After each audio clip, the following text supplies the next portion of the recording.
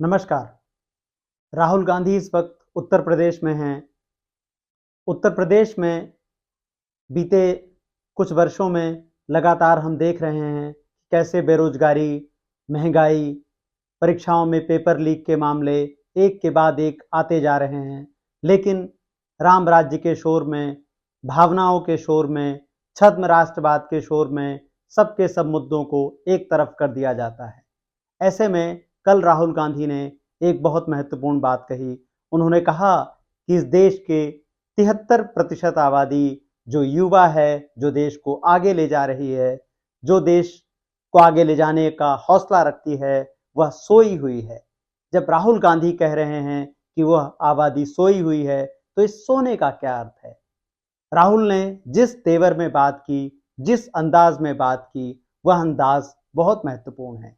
आप देखिए इस वक्त कौन से ऐसे राजनेता हैं जो जनता के बीच में जाकर कहें कि आप सोए हुए हैं। ज्यादातर लोग जनता के हिसाब से बात कर रहे हैं, जनता के मन माफिक बोल रहे हैं। आजादी की लड़ाई से लेकर अब तक हम अगर नेताओं के स्वर को समझने की कोशिश करें और यह समझने की कोशिश करें कि लोकतंत्र को कौन सा नेतृत्व चाहिए, तो भारत के संदर्भ में हमारे पास गांधी और नेहरू की आवाज आती है। आप महात्मा गांधी के भाषण सुनिए और उसकी चेतना को पकड़ने की कोशिश कीजिए। गांधी कभी यह नहीं ख्याल करते कि जनता क्या सुनना चाहती है। गांधी लोकतंत्र के स्वर में बात करते हैं, मनुष्यता के स्वर में बात करते हैं, अधिकारों के स्वर में बात करते हैं। नेहरू लोकतंत्र को पुकारते हैं। नेहरू की रैलियां याद कीजिए चुनाव के वक्त की, जब नेहरू ये बात स्पष्टता से कहते हैं कि मैं आपसे झूठे वादे नहीं करूंगा, मैं आप सबको अपनी उपलब्धियां नहीं गिनाऊंगा, और लोकतंत्र की चुनौतियों पर बात करते हैं। नेहरू के भाषण हमको सिखाते हैं कि राजनेताओं को किस ईमानदारी से जनता के बीच जाना चाहिए। जनता के मन की बात नहीं करना चाहिए, जनता के कल्याण की बात करना चाहिए। लोकतंत्र और संविधान के स्वर को प्रतिनिधि रखते हुए बात करनी चाहिए। उनको नहीं मालूम कि बजट कैसे बनता है, पैसा कहां कैसे जाता है। उनको भाषण देना जानते, वो भाषण देना जानते हैं, वो नफरत फैलाना जानते हैं, भाषण देना चाहते हैं, इसलिए उनको वहां बैठाया गया है। बैठाया किसने? अदानी ने, अंबानी ने, इन लोगों ने। ठीक है, अब सुनिए, 90 लोगों में से आपके बजट का एक एक रुपया ये 90 लोग बांटते हैं।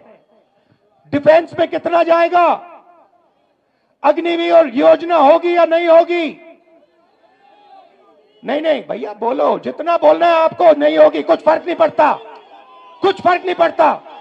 आप में कुछ दम नहीं है, आप में कुछ दम नहीं है, बोलो जितना बोलना है, कुछ नहीं होगा। अरे भाई सुन लो, समझ लो, समझ लो, समझ लो, आपके दिमाग में बात बैठ नहीं रही है।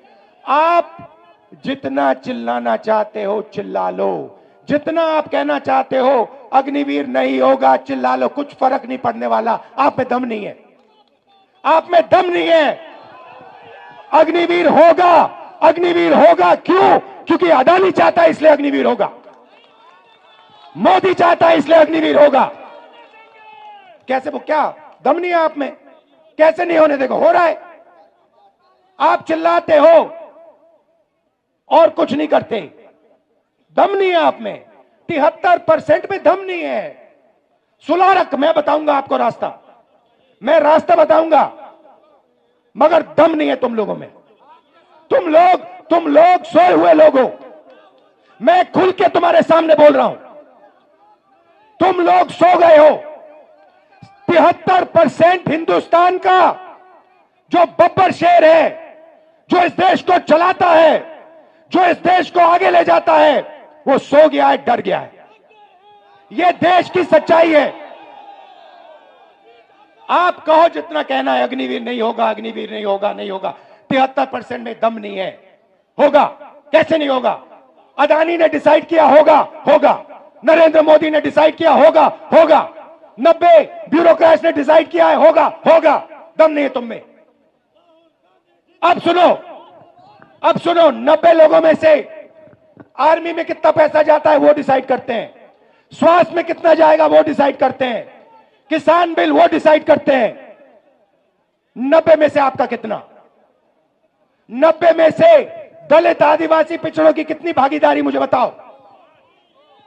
90 में से 3 ओबीसी, 3 दलित, 1 आदिवासी, 90 में से 7 आपके। और सुनो, पता कहां बैठे? बड़ी बड़ी मिनिस्ट्री में नहीं बैठे, डिफेंस मिनिस्ट्री में नहीं बैठे, फाइनेंस मिनिस्ट्री में नहीं बैठे। कहां बैठे? छोटे से कमरे में बैठे हैं पीछे। और उनको कहा जाता है तुम लोग चुप हो जाओ, ज्यादा बकवास मत करो, नहीं तो तुम्हारा एसीआर उड़ा दिया जाएगा। एसीआर समझते हो? नहीं समझते।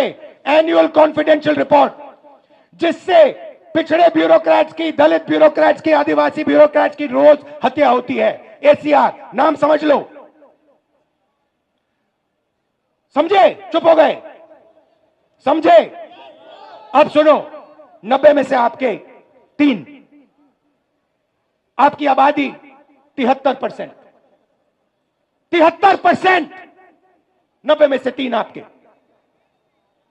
आप जानते हो 100 रुपए में से अगर हिंदुस्तान की सरकार 100 रुपए खर्च करती है, आप जानते हो आपकी कितनी भागीदारी है? 73%। जानते हो? 100 में से 73% की भागीदारी 6 रुपए 10 पैसे। 100 रुपए का नोट दो मुझे, 100 रुपए का नोट दो मुझे। मैं ठीक से समझाऊंगा आज आपको, तो समझोगे। 100 रुपए का नोट दो। ये रहा 100 रुपए का। अब 6 पैसे की कोई चीज दो मुझे, 6 रुपए की चीज दो मुझे कोई। 6 रुपए निकालो जेब से। ये लो, ये लो 6 रुपए, ये लो, ये लो, ये लो, ये देखो, ये बजट में से 100 रुपए गए ना। अगर 100 रुपए बजट में खर्च हुए,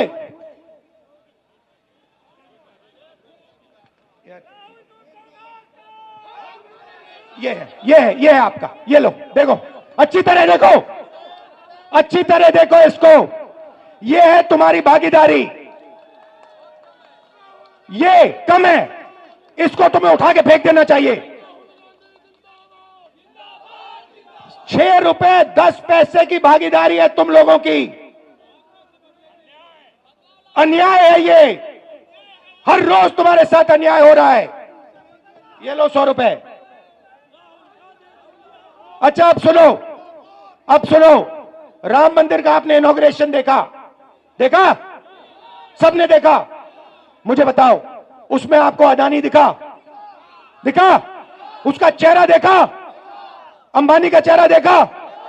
अमिताभ बच्चन का देखा? ऐश्वर्या राय का देखा? कोहली का देखा? किसी किसान का देखा? किसी मजदूर का देखा? किसी गरीब का देखा? हिंदुस्तान की राष्ट्रपति, हिंदुस्तान की राष्ट्रपति आदिवासी है। हिंदुस्तान की राष्ट्रपति आदिवासी है।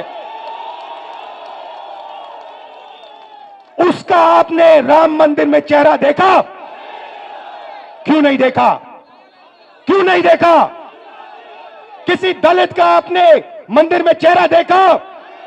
किसी पिछड़े का आपने मंदिर में चेहरा देखा? तो फिर अब मैं आपको बताता हूं, आपने नरेंद्र मोदी का चेहरा देखा? आप कहोगे नरेंद्र मोदी पिछड़े वर्ग का आदमी है, और मैं आपको बताता हूं, नरेंद्र मोदी जब पैदा हुए गुजरात में वो जनरल कास्ट के आदमी थे। गुजरात में 2000 में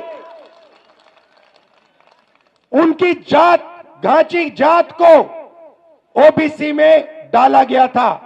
नरेंद्र मोदी ओबीसी नहीं है, नरेंद्र मोदी जनरल कास्ट के हैं। और नरेंद्र मोदी जनरल कास्ट के गरीब लोगों की भी देखभाल नहीं करते। तो यह मैं आपसे कहना चाहता था। मैं आपसे सिर्फ यह कह रहा हूं, आप अगर नहीं जगोगे, अगर आप अपना हक नहीं लोगे, भूखे मर जाओगे। आपके जो बच्चे हैं ना, मैंने देखा वाराणसी में, रात को मैंने देखा शराब पिए सड़क पे लेटे हुए थे, शराब पिए सड़क पे लेटे हुए थे, डिप्रेशन में है, जानते हैं कि भैया कुछ नहीं होने वाला यहां पे। अब सुनो, अब बात समझो। रास्ता आपने मुझसे पूछा, मैं आपको बताता हूं। सबसे पहले एक ही सवाल आपको अपने आप से पूछना है, ठीक है? सवाल क्या है बताओ? मुझे आज, जब आप सुबह उठोगे, चाहे आप किसान हो, मजदूर हो, बेरोजगार हो, आपको अपने आप से एक सवाल पूछना है।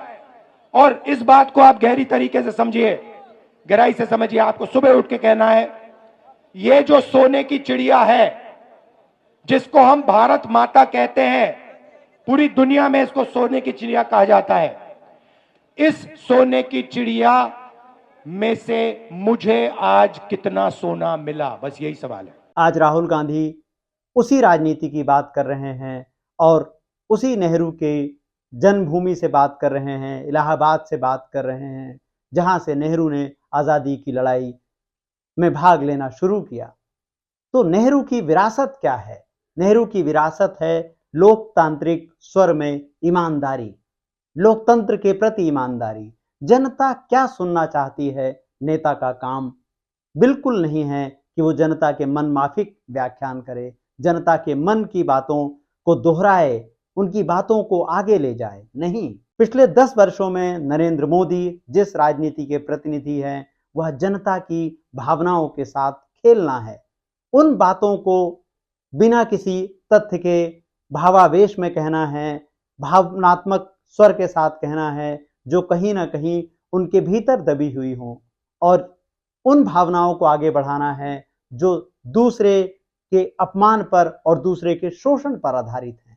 इस तरीके की राजनीति, जिसको आप भावनात्मक या छद्म राष्ट्रभक्ति की राजनीति कहते हैं, दूसरे धर्म को के शोषण की राजनीति कहते हैं, उस राजनीति में मूल मुद्दे पीछे छूटते जाएंगे। उत्तर प्रदेश की अगर हम बात करें, चूंकि राहुल गांधी ने यह बात उत्तर प्रदेश में कही, तो आप देखें उत्तर प्रदेश में कौन सा मीडिया पेपर लीक की बात कर रहा था। आपको ध्यान होगा, कुछ वर्ष पहले जब वहां के अखबारों ने आंगनबाड़ी में रोटी नहीं मिलने की खबरें प्रकाशित की थीं, और उसके बाद किस तरह से पत्रकारों पर मुकदमे हुए थे।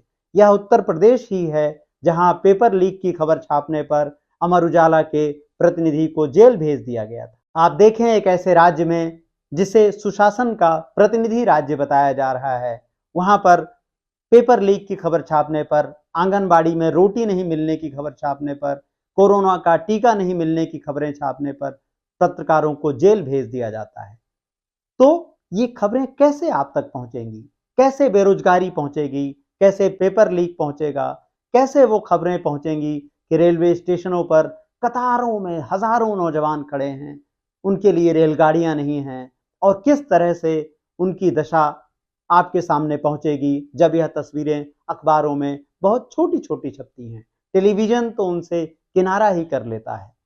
उसी उत्तर प्रदेश में राहुल गांधी जब युवाओं से कह रहे हैं, बेरोजगारों से कह रहे हैं कि तुम सोए हुए हो, तुम्हें जागना होगा, तो आप इसके भीतर छुपे मर्म को समझें, उस राजनीति को समझें जिसके राहुल गांधी प्रतिनिधि हैं। समझने की कोशिश करें कि कैसे सत्ता टेलीविजन के साथ मिलकर इस पूरे भ्रम को रचती है, जहां सब कुछ अच्छा ही अच्छा है, जहां सब कुछ वैसा ही है जैसा दिखाया जा रहा है।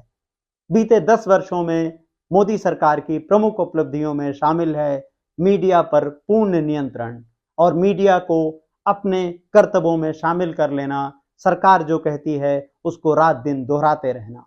इसीलिए बेरोजगारी देश में मुद्दा नहीं है, इसीलिए महंगाई मुद्दा नहीं है, किसानों की आत्महत्या मुद्दा नहीं है, युवाओं की आत्महत्या मुद्दा नहीं है। राहुल गांधी इन्हीं मुद्दों को लाने की बात कर रहे हैं।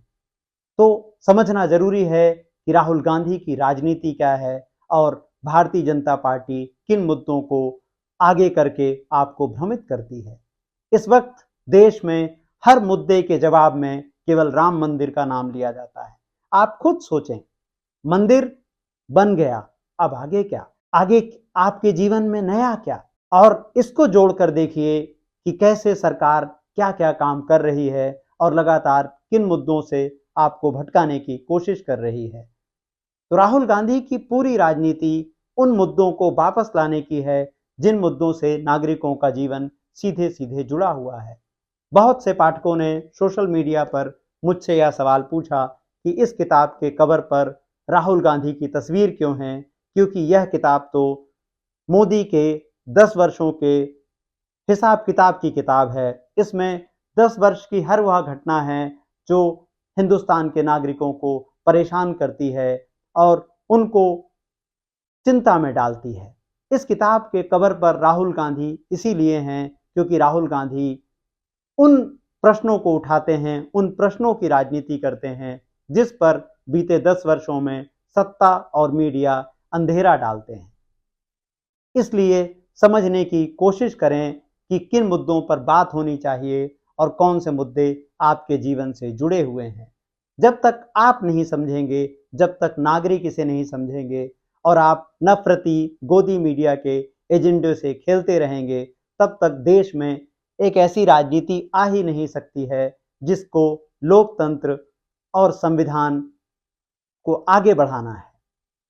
यह जो जन आधारित राजनीति है, यही लोकतंत्र की नींव का पत्थर है। बीते 10 वर्षों में इस नींव के पत्थर पर लगातार हमले किए जा रहे हैं। इसलिए नागरिकों का सचेत होना ज़रूरी है, नागरिकों का यह समझना ज़रूरी है कि उनके हक में क्या है और उनके जीवन पर इस राजनीति का क्या असर पड़ता है। आज बस इतनी ही बातचीत। हमारे वीडियोज़ देखने के लिए लाइक करें, सब्सक्राइब करें और नागरिक, लोकतंत्र और संविधान के मुद्दों पर हमसे जुड़े रहें।